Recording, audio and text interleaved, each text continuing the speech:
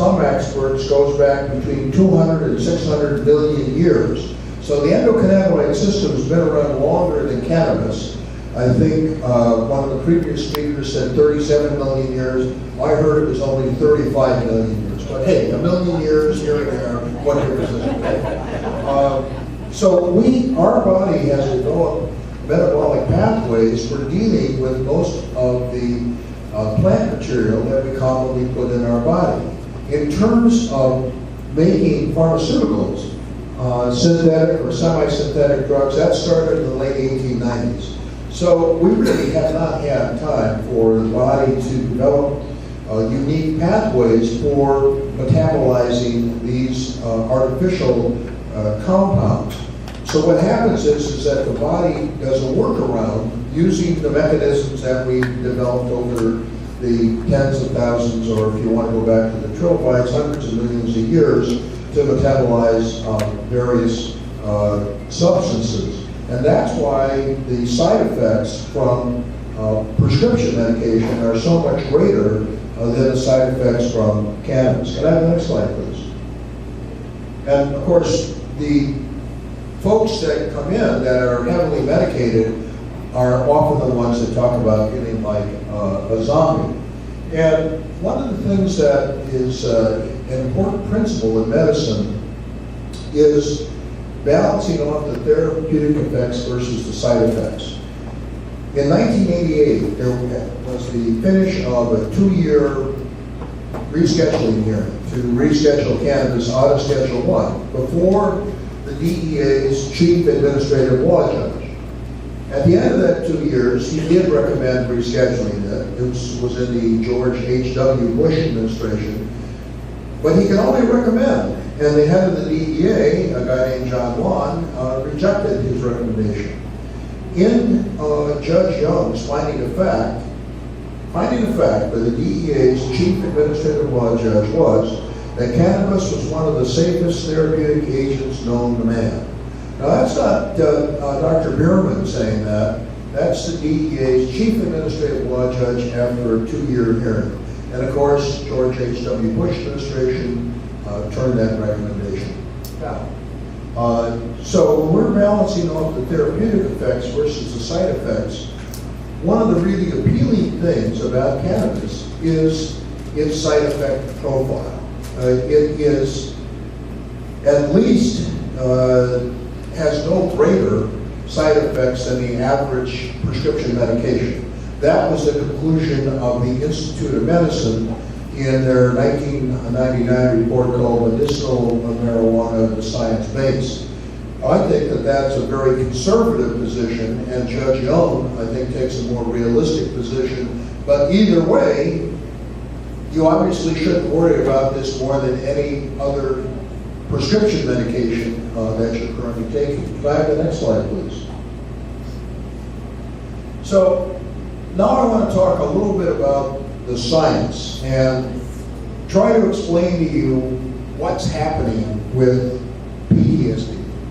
And we have some fancy words here. One of the things that I have a problem with is when you have somebody who has an MD or a PhD, we've been educated so that no one can understand us except somebody else who has an MD or a PhD. So I'm going to try to break this down to make it more understandable, but recognize that I'm working under the handicap of having gone and gotten this education that's given me these words that nobody else can understand.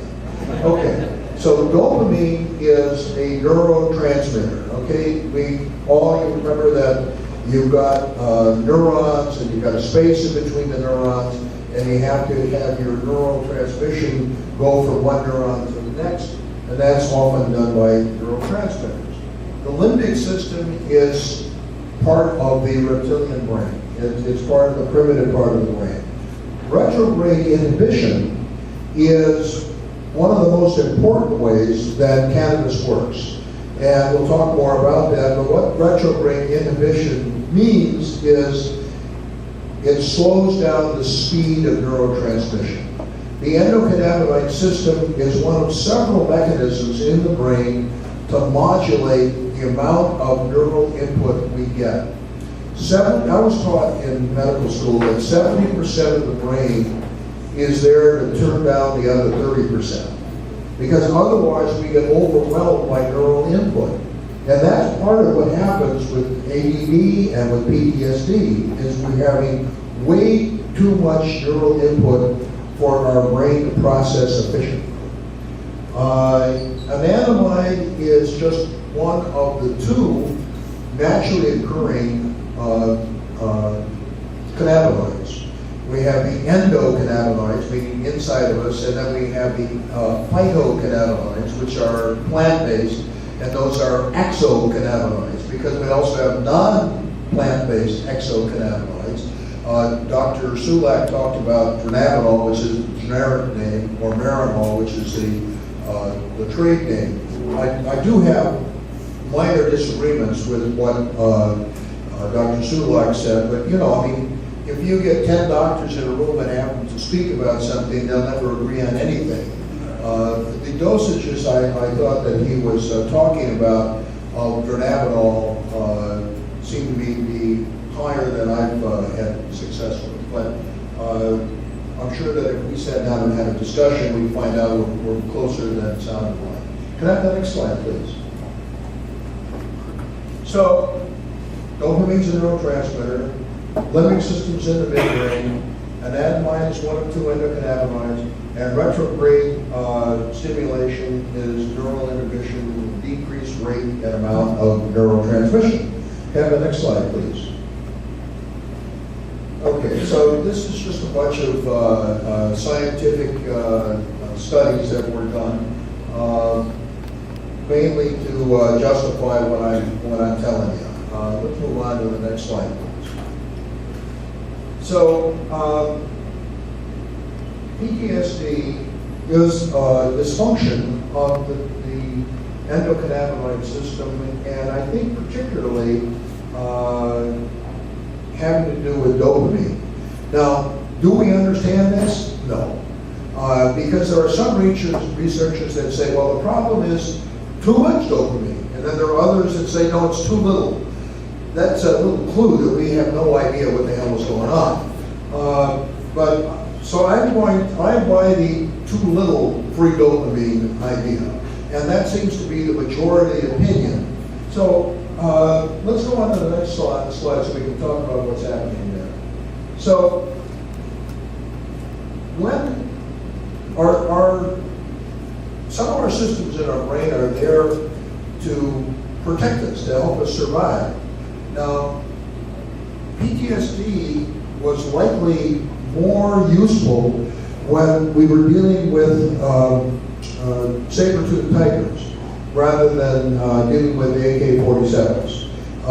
Let's say that we had some ancestors that were buddies, and they were walking down the path in the jungle, and my ancestor, when we both see a saber-toothed tiger, and my ancestor says, gee, should I throw a rock at him? Should I throw a spear at him? Should I climb a tree? Should I run away? By that time, the tiger has eaten my ancestor. Your ancestor, on the other hand, gets the hell out of there, sees that I got eaten, and his brain creates more of something called dopamine transporter. What does a dopamine transporter do? It ties up, it binds the dopamine to the binding sites on the dopamine transporter. Having less dopamine means you have less retrograde inhibition, and it means your neurotransmission is going to move more rapidly, and it means you're going to act first and think later. You're not going to waste any time thinking about rocks or spears or whatnot. You're gone. When you're dealing with the SOB who cuts you off, and you want to retaliate immediately, that's not particularly productive because he's already cut you off and you didn't crash, so you're not in any danger anymore. But your midbrain is still going full bore, seeing things in terms of black and white and life and death. Let's go on and see if I got some more slides that explain that a little bit better. So,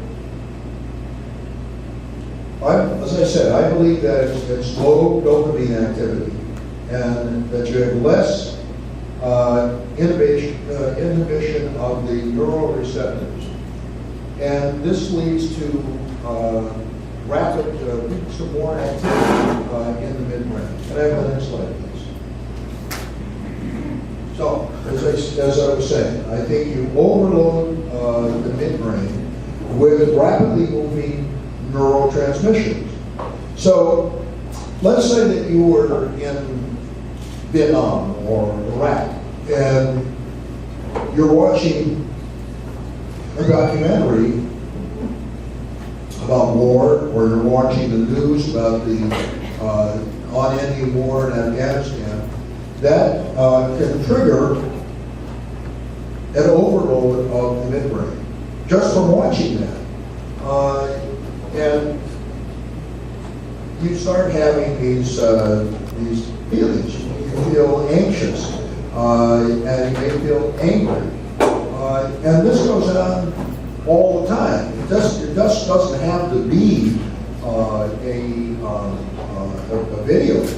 Sometimes somebody's just getting too close to you.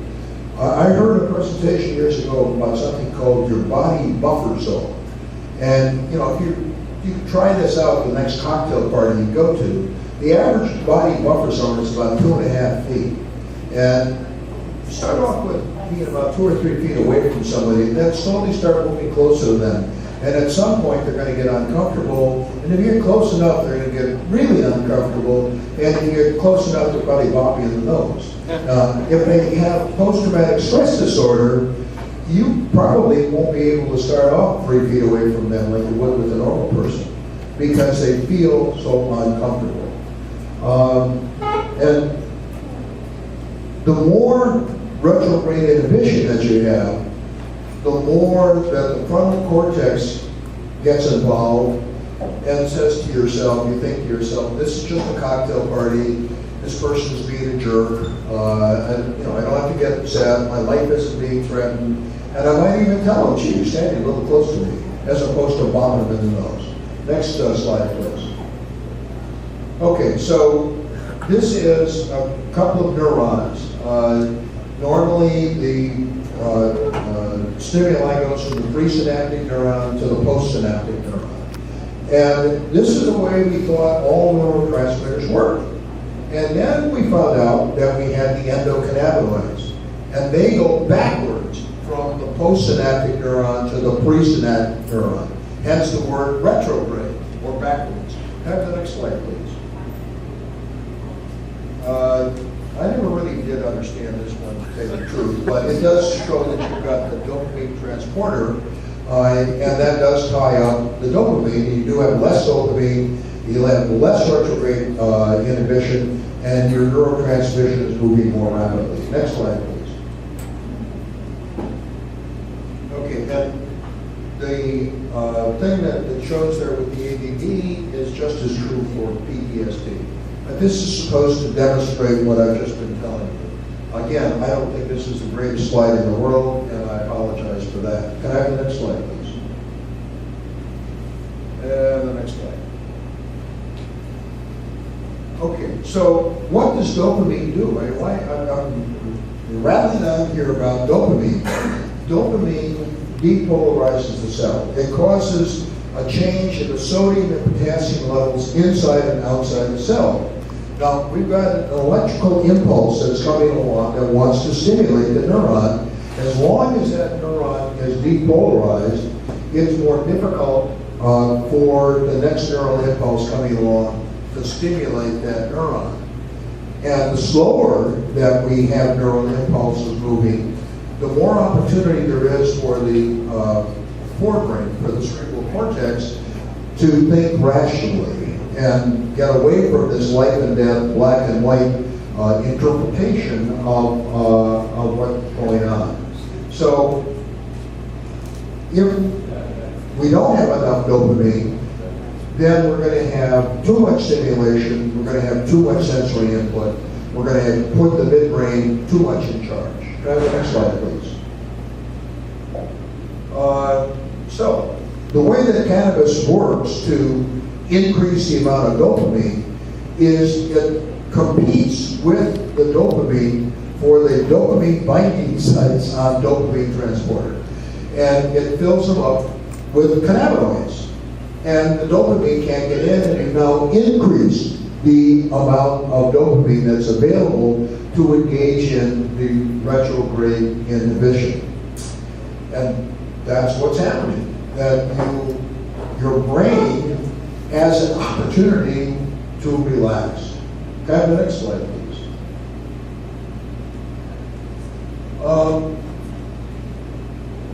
So there's a lot of different ways that we can affect cannabinoids. We can take the plant, cannabis. We can take dronabinol, synthetic THC.